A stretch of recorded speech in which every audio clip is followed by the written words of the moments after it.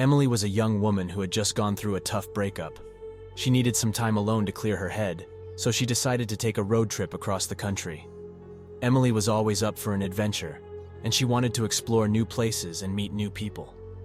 As she was driving through the desert, Emily saw a mysterious abandoned gas station in the middle of nowhere. It looked like it had been there for decades, and she couldn't resist the urge to explore. She parked her car and walked inside. The gas station was filled with dusty aisles that were cluttered with old and forgotten items. As she walked through the aisles, Emily felt like she was being watched. She tried to ignore the feeling and continued to explore. Suddenly, a hand reached out from behind one of the shelves and grabbed her, pulling her into the darkness.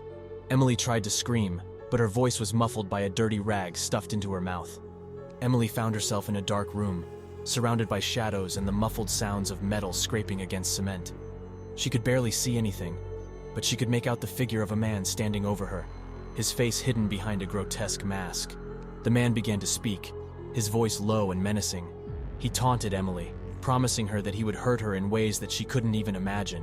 Emily struggled against the ropes that bound her to the chair, but they only grew tighter with every move she made.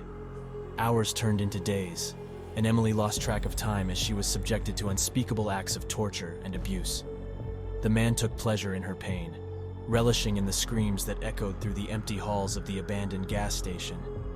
Emily thought that she would never make it out alive, but one day, she heard the sound of sirens in the distance.